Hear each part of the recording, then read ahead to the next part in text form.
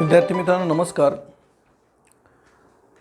इयत्ता 10वीच्या अल्जेब्रामधील financial planning या लेसनचा आपण आज सेकंड पार्ट पाहणार आहोत.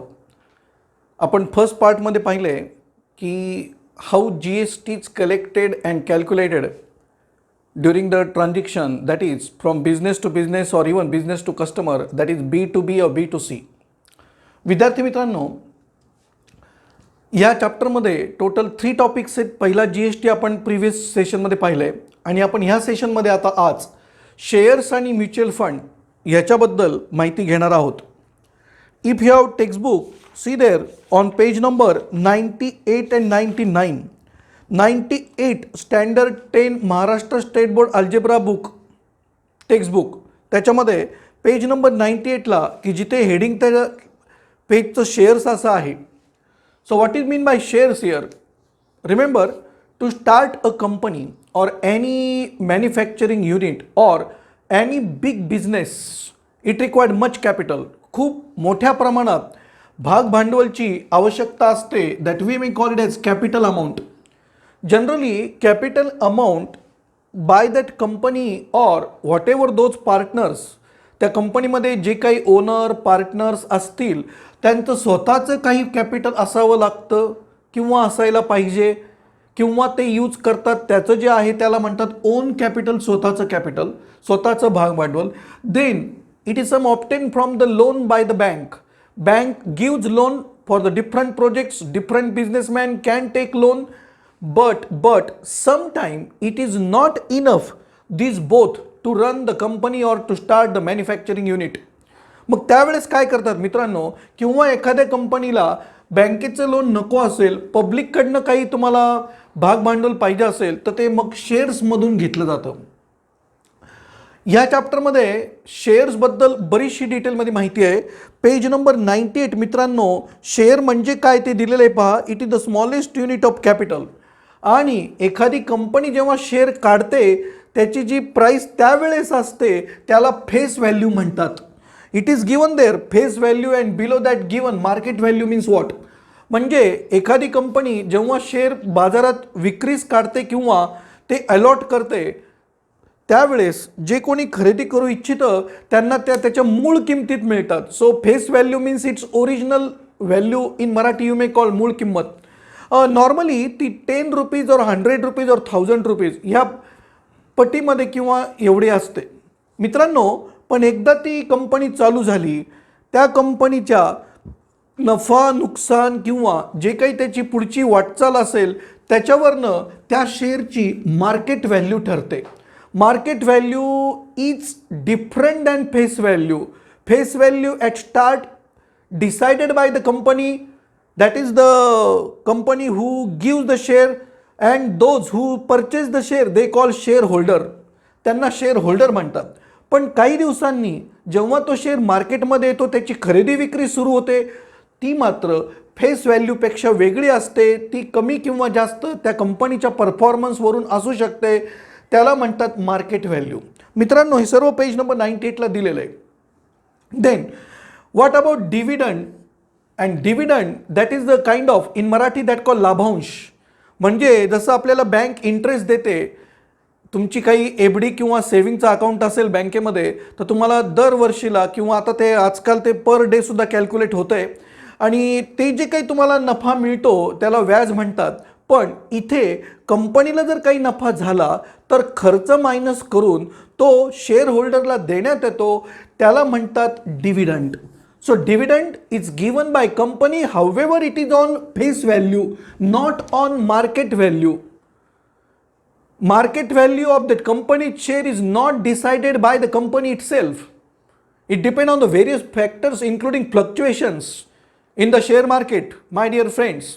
तर त्याच्यामध्ये मार्केट व्हॅल्यूवर शेअर्स नंतर खरेदी विक्री होतात पण मार्केट व्हॅल्यूवर डिव्हिडंड दिला जात नाही. डिव्हिडंड हा फेस व्हॅल्यूवरच दिला जातो कारण डिव्हिडंड ही ती कंपनी देते आणि कंपनीने ठरवलेली फेस व्हॅल्यू ह्याच्यावरती काही % प्रमाणे ते डिव्हिडंड देते.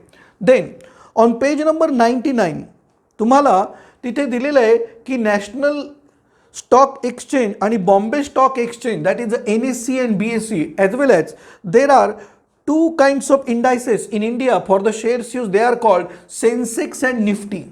ती माहिती तुम्हाला तिथे पेज नंबर मित्रांनो 99 ला दिलेली आहे. आता पुढची कॉन्सेप्ट आपण समजून घेऊया की शेअर ॲट पार means what, share at premium means what and share at discount means what. आता आपण असं एक्झाम्पल घेऊया. Suppose a company has a share with ₹100 its face value. Remember this face value itself is called at पार. ही जी face value आहे त्यालाच म्हणतात at पार. पण जर ती कंपनी चांगली परफॉर्म करत असेल, चांगल्या प्रमाणात डिव्हिडंड देत असेल, म्हणजेच मार्केट प्राइस नंतर काही दिवसांनी त्याची इन्क्रीज होणार, ती कितीने इन्क्रीज होणार, that is called its premium. म्हणजे जर काही दिवसांनी ₹100चा शेअर जर मार्केटमध्ये ₹140ला जर सेल परचेस होत असेल तर त्याला तो जो एक्स्ट्रा ₹40 आहे that is called premium. The extra amount than the face value, that is called at premium. But suppose the share get down, जर त्या शेअरची प्राइस कमी झाली, मार्केट व्हॅल्यू कमी झाली, जर ती कंपनी व्यवस्थित परफॉर्म करत नसेल, डिव्हिडंड देत नसेल आणि जर शेअर मार्केटमध्ये त्याचे शेअरचे व्हॅल्यू कमी झाल्या तर ती कितीने कमी झाल्या त्याला म्हणतात ॲट डिस्काउंट. म्हणजे एखाद्या कंपनीचं शेअर ₹100चं शेअर आहे पण तो काही दिवसांनी जर ₹60लाच मिळायला लागला, म्हणजे 100 - 60 that is called ₹40 at discount. Discount म्हणजे तेवढ्यापेक्षा कमी व्हॅल्यूने मिळणे, ॲट प्रीमियम म्हणजे तेवढ्यापेक्षा जास्त व्हॅल्यूने मिळणे. And if it is equal that is called as at par. And you see that it is given on page number 100 at top.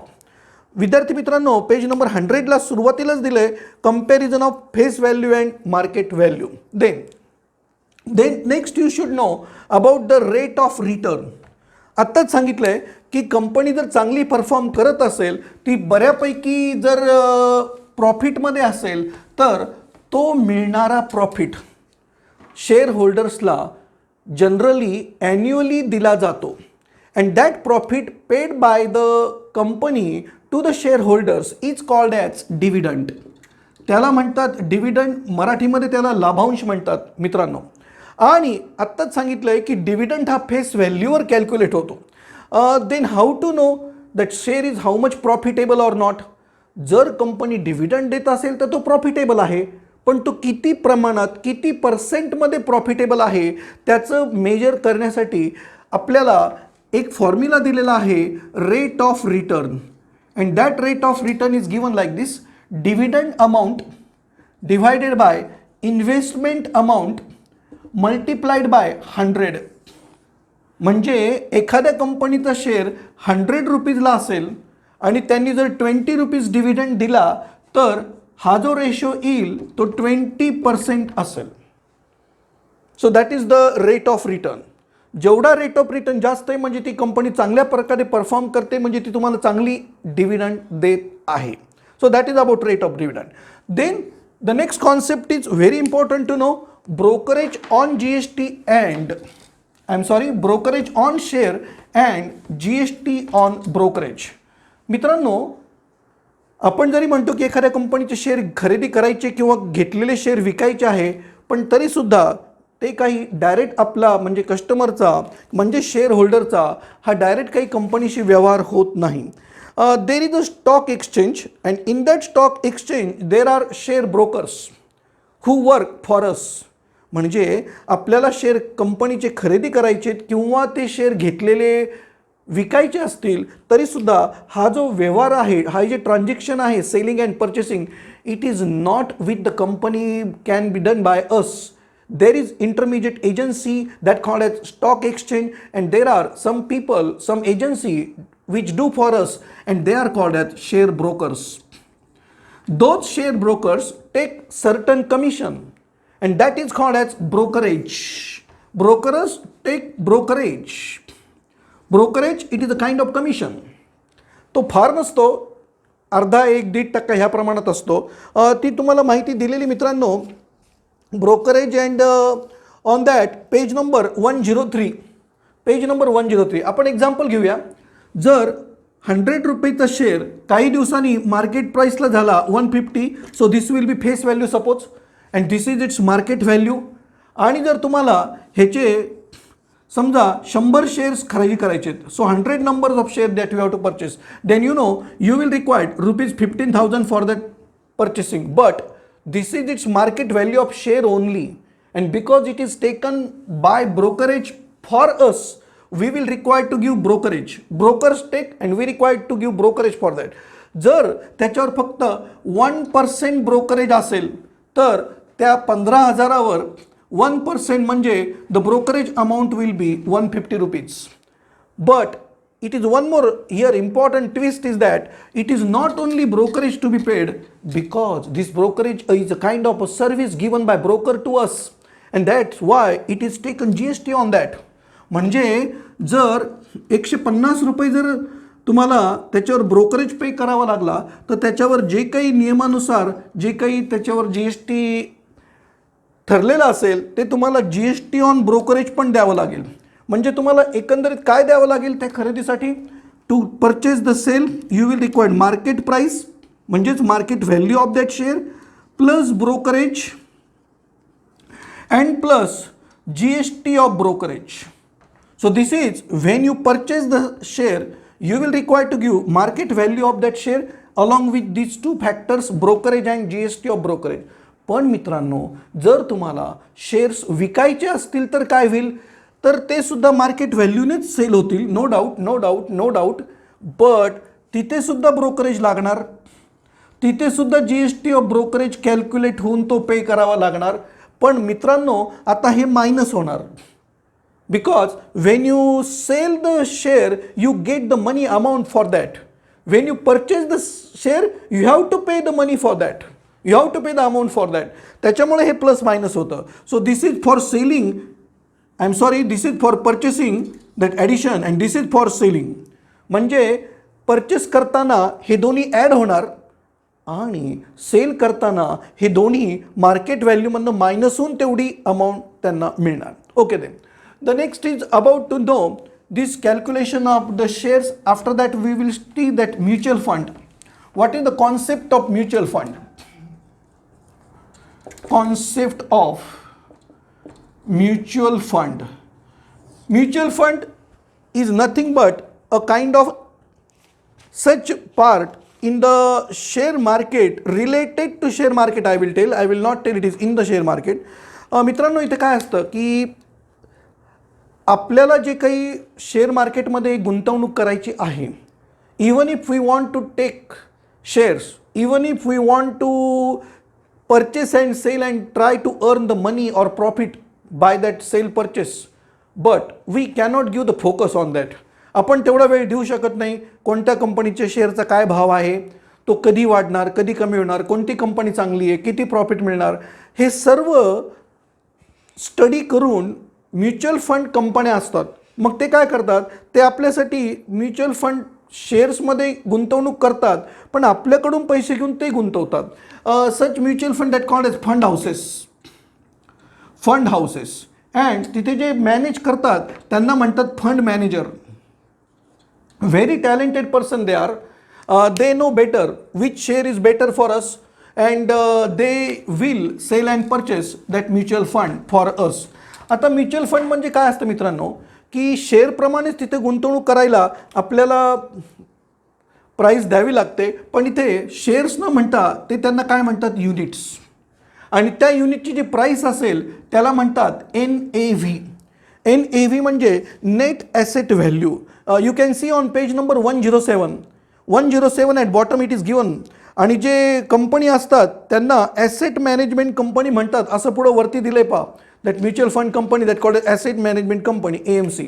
Okay मित्रांनो किती units purchase केले, हे किती NAV त्याचं आहे ह्यांचं प्रॉडक्ट. म्हणजे एखादं जर mutual fund if you are getting at ₹200 आणि जर तुम्हाला ह्यांची 50 युनिट्स घ्यायचे असतील तर you will require to pay ₹10,000 here. इथे सुद्धा कमिशन किंवा GST आहे, पण तो इतका निग्लिजिबल आहे किंवा आजकाल त्याच्यावर ते कॅल्क्युलेट करत नाहीत आणि त्यामुळे इथे काही त्यांनी दिलेलं नाही पुस्तकामध्ये. So it is units and NAV. Instead of share, they call units in mutual fund, and instead of price of share, that market value, they call it NAV. इथे सुद्धा डिव्हिडंड पे होतो. जेवढं शेअर मार्केटमध्ये डिव्हिडंड दिला जाईल mutual फंडमध्ये सुद्धा तो डिस्ट्रीब्यूट करून आपल्याला मिळतं. कारण ही म्हणजे एक टाईपचं indirect saving in the saving, or you may call it is the sale purchase in the share market. The last is about to know SIP, that is called systematic investment plan. विद्यार्थी मित्रांनो, काय होतं, share मार्केटमध्ये value अशा plus minus होत असतात. फार कमी कंपन्या आहेत की त्यांचे शेअर कंटिन्यू इन्क्रीज होतात, किंवा फार कमी कंपन्या आहेत की त्यांचे शेअर असे डाऊन होतात, कंटिन्युअसली अप और continuously down. It is actually up and down. मग आपल्याला जर वन टाईम इन्व्हेस्टमेंट करायची असेल तर ते बेटर नाही. It is not better one time investment. It is better to save the money in the regular small small small part periodically, एक ठराविक अंतराने. For example monthly, for example quarterly, not daily, and better not weekly also. It is monthly basis is best. आणि म्हणून mutual फंडमध्ये एक concept आहे, त्याला म्हणतात SIP. तुम्ही कदाचित टी व्हीवरच्या ॲडमध्ये ही ॲड पाहिली असेल की म्युच्युअल फंड सही आहे, आणि त्या म्युच्युअल फंड सहीमध्ये काही ठिकाणी त्यांनी त्या SIPचा सुद्धा उल्लेख केलेला आहे. SIP means systematic investment plan, that is given in your book on page number 108. Page number 108 वर ते दिलेलं आहे मित्रांनो. आणि तुम्हाला काय लक्षात ठेवायचं आहे की SIP म्हणजे काय होतं, जसं आपलं एखादं RDचं खातं असतं, पोस्टामध्ये RDचं सेव्हिंग अकाउंट, किंवा बँकांमध्ये सुद्धा मंथली घेतात ते, त्याप्रमाणे SIP is the regular saving in mutual fund. Regular saving in mutual fund, it is called as systematic investment plan, in short denoted by SIP or SIP that called. मित्रांनो, इथे सुद्धा mutual फंडच्या ज्या कंपन्या असतात त्यांना जो काही प्रॉफिट होईल on the saving in the share market और by the investing in share market you may call, तर ते सुद्धा पे करतात. आणि तिथे सुद्धा like share market we get dividend, here on mutual fund also we can get dividend. तर ह्या सर्व कॉन्सेप्ट तुमच्या लक्षात आला असतील. You can study from the textbook on page number 107 and 8, and then there are some practice set, problem set. मित्रांनो, हा chapter study केल्यानंतर तुम्हाला डायरेक्ट प्रॅक्टिस सेट किंवा एक्झरसाइजचे किंवा प्रॉब्लेम सेटचे एक्झाम्पल करू नका. So what you do first, solved example see in the textbook. Solved examples are as important as unsolved examples, because solved example between the two topics, दोन टॉपिकच्या मध्ये जे काही सोडवलेली उदाहरणे आहेत, सॉल्व्ड एक्झाम्पल्स आहेत, ते सुद्धा फार महत्त्वाचे आहेत. ते समजल्यानंतर अनसॉल्व्ड एक्झाम्पल्स म्हणजे तुम्हाला जे काही प्रॅक्टिस सेटमध्ये दिलेले असतात, आणि त्या सर्व प्रॅक्टिस सेट झाल्यानंतर तो जो शेवटचा प्रॉब्लेम सेट असतो त्याच्यामध्ये जे उदाहरणं सोडवायला दिलेले असतात, the problems given there unsolved to solved by you, और to be solved by you rather, that become easy if you focus on solved example. So that is the brief idea. If you like this video and then subscribe to our channel, share with your friends, and give in the comments which chapter of 10th standard you want to study next, or you want its detailed concept. Thank you.